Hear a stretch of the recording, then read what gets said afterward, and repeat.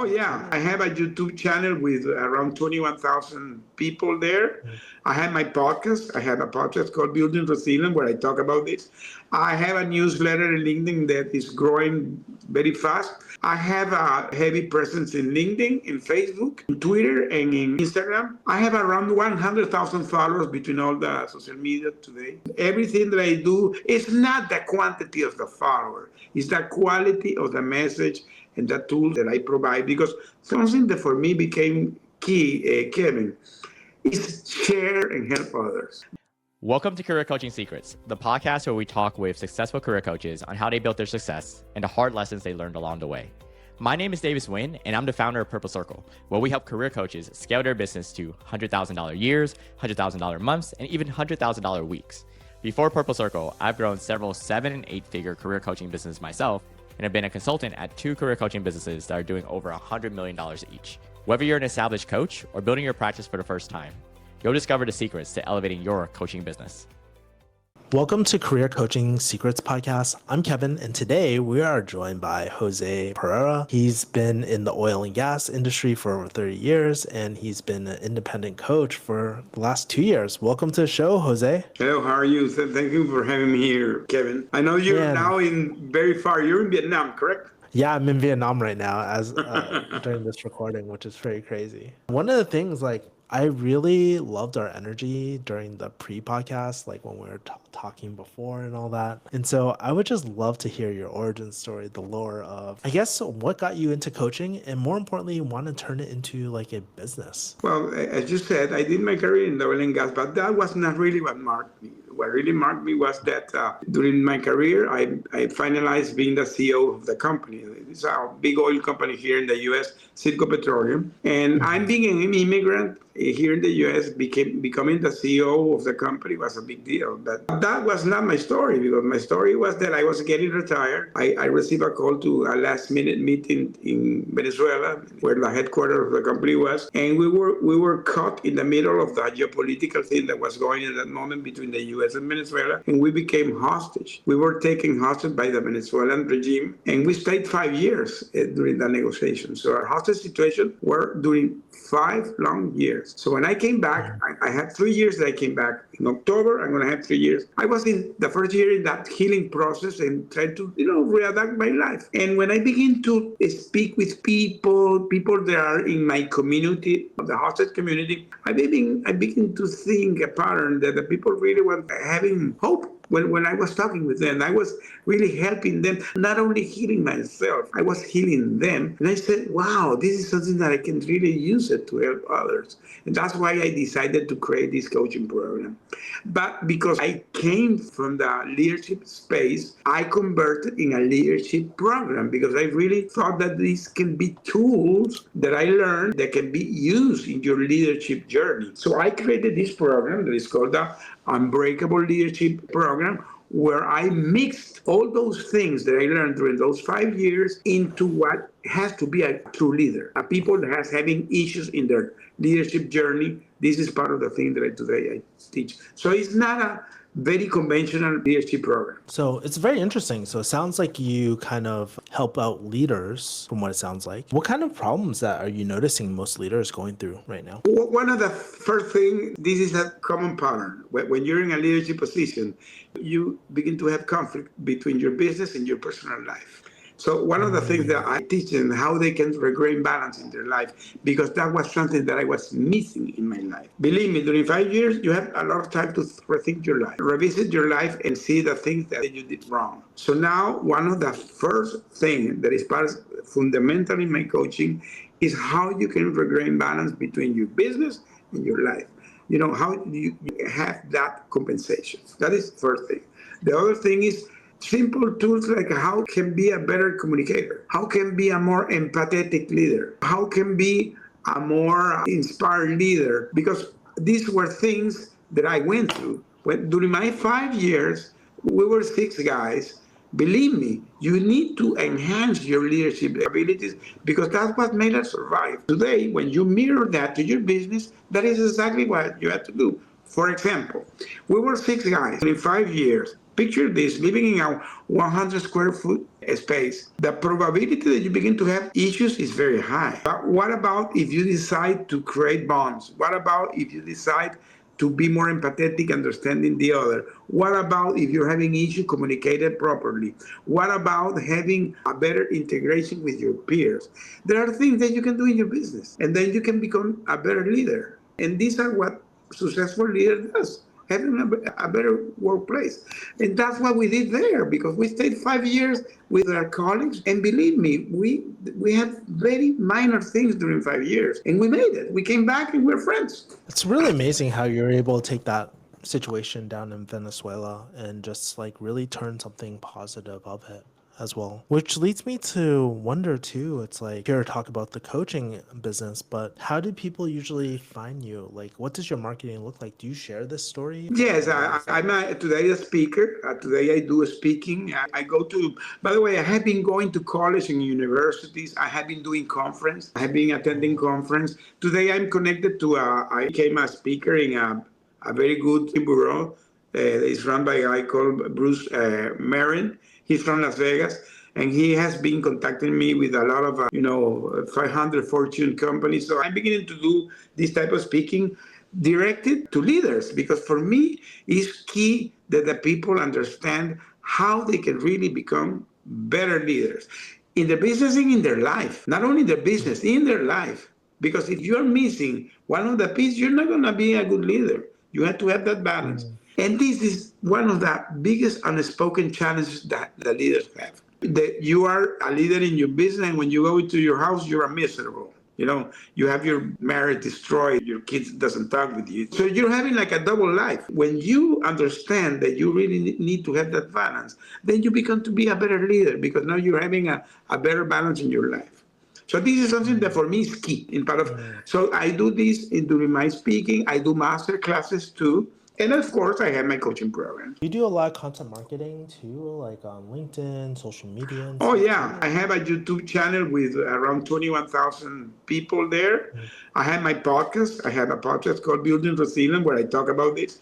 I have a newsletter in LinkedIn that is growing very fast. I have a heavy presence in LinkedIn, in Facebook, in Twitter, and in Instagram. I have around 100,000 followers between all the social media today. Everything that I do is not the quantity of the follower, it's the quality of the message and the tools that I provide. Because something that for me became key, Kevin, is share and help others. The money comes after that. That give the service, provide the service, be authentic, and try to put your heart in the lesson that you have learned. For me, this has become more than a business, has become like a mission.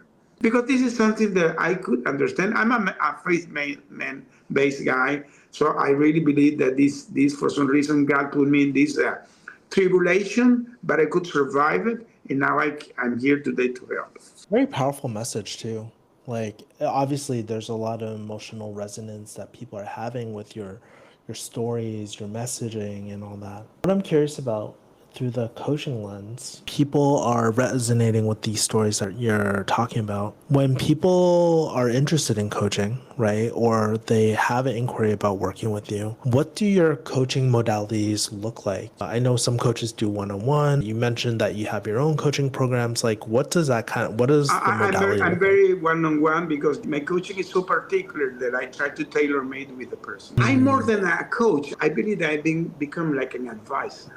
I see my coaching more like a personal advisor.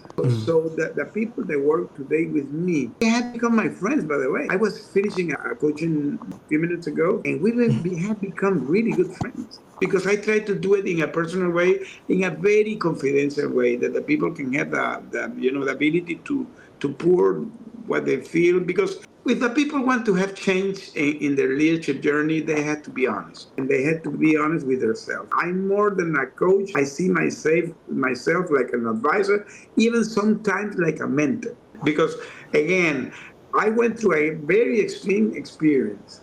And I always tell the people, you don't have to go to my experience. You can use my experience.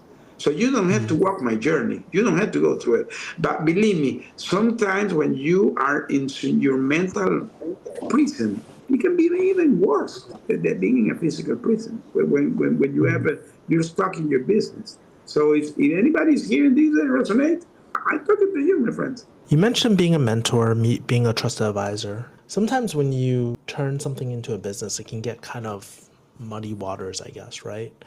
And so, of course, you don't have to give any hard numbers, but if you're open to it, I'd love to talk about pricing strategy and how you price your clients, because this is where a lot of coaches who are listening to this kind of struggle the most. And so, when you look at pricing, how do you structure it? Like, is it project based? Is it a retainer? Do you price specifically for that I have a client? retainer. I have a retainer, and I have some clients. The way I work with them is I don't have fixed dates because sometimes people that are in some key positions, sometimes they have time constraints. So I try to adapt to their time frame. So, for example, it can be a week that they cannot make it. Okay, that's okay. We try to recap next week.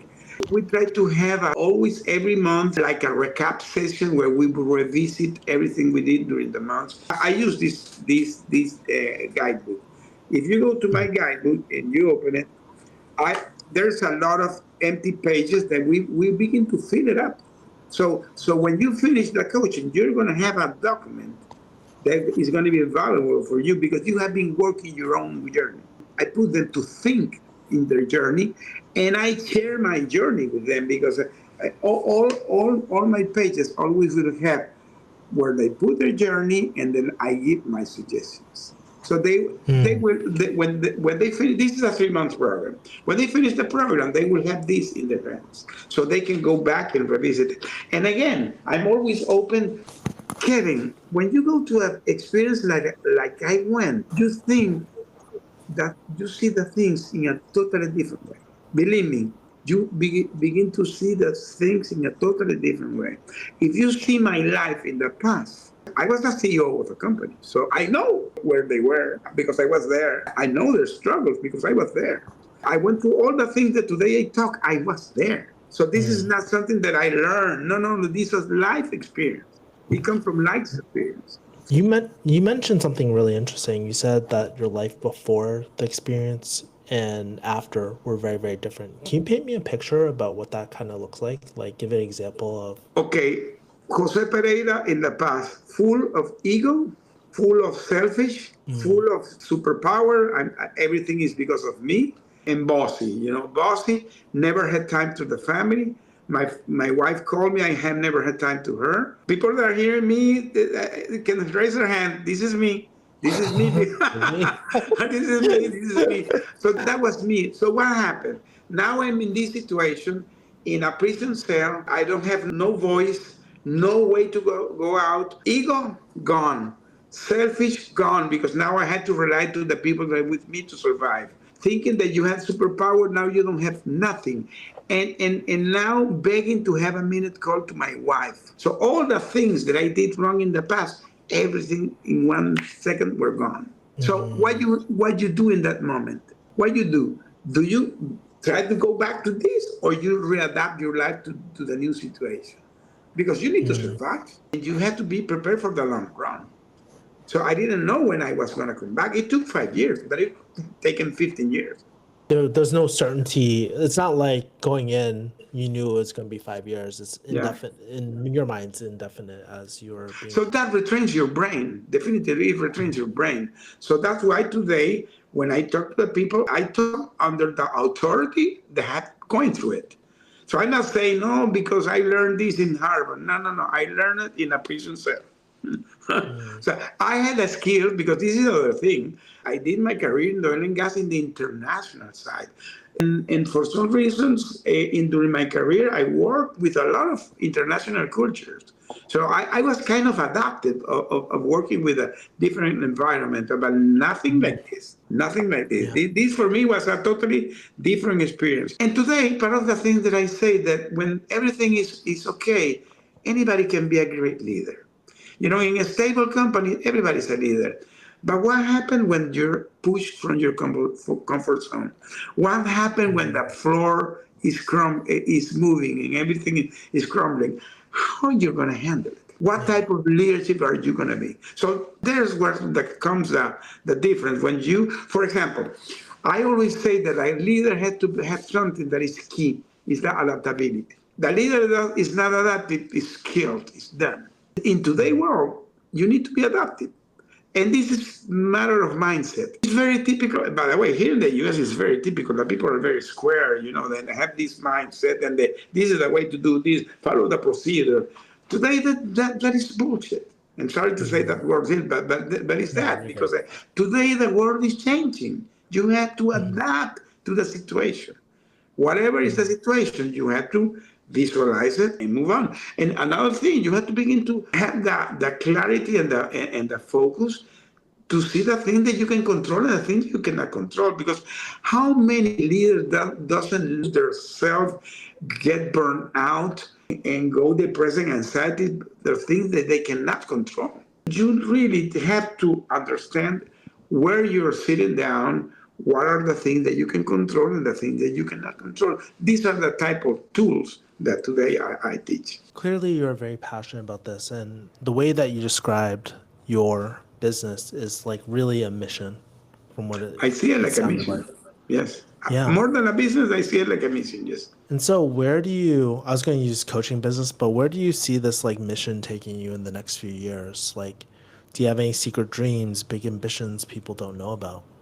Well, I'm following several steps in my life. The main goal is I'm opening a nonprofit that's going to be my legacy in the future. It's already open and I'm going to be launching it in a couple of months. It's called Angels Helping in Earth, where I'm going to be helping trauma survivors because that's part of my journey. And by the way, I became a host in a TV show that I'm going to start in 1 month. And here in Oh. Houston, it's called, it's in Spanish, it's called Unbreakable Leaders.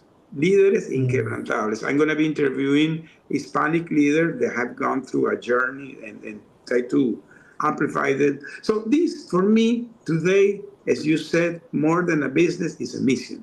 And part of my mission is use my experience, use my testimony, use my story that can empower others and help them.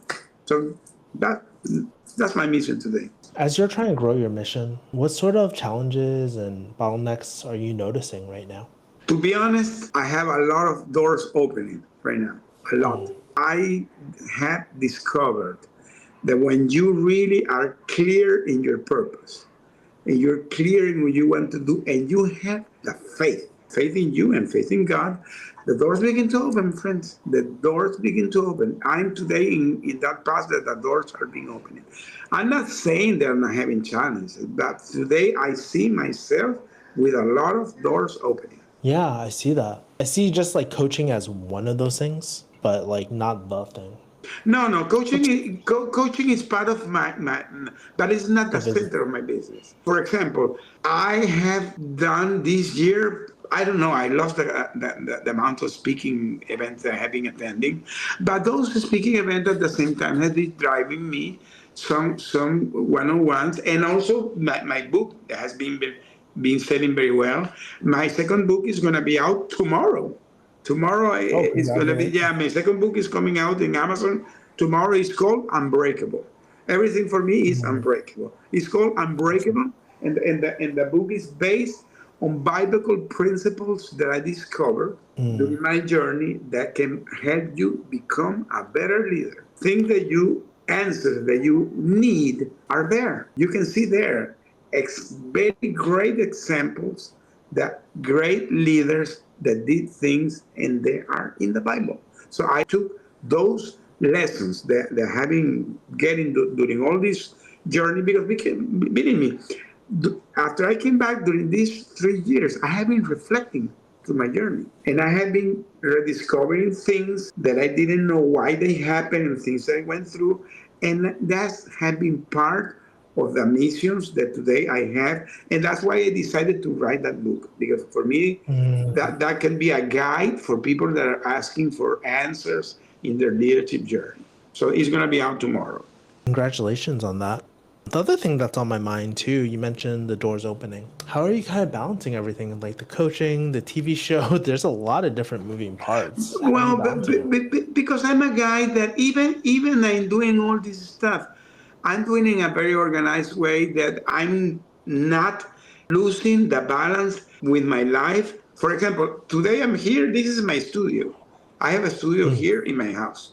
So I do everything from my studio. And when I finish here, okay, I'm done for today. And then I go and pick up my grandson and go with him to the soccer play. So I try to have that balance. And for Yeah. me, Sunday I dedicate to the Lord. So I have very clear my things because I had to profess what I'm saying. So I try Yeah. to keep that balance. Even though I'm doing a lot of stuff, and today also you have a lot of technology that you can use. I've become a big fan of the use of AI too, so it Of helps course, us a aren't we lot. all? That's all of us. So the AI helps a lot too. It's really interesting. Have you ever thought about, well, because you're juggling a lot, and it sounds like you have your containers, like different containers and stuff of your life. But have you made any hires, I guess, like while you're like doing all this sort of stuff? Do you have like assistants or other coaches or anything like Well, that? yes. I have several people that are working with me. I have my VA. By the way, she lives in Dubai, but she Oh works with yeah. me. She lives Yeah. in Dubai. So we have this different time zone, but we have become very good.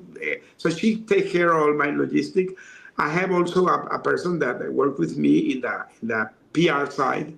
And I have my agent that is a blessing, Bruce.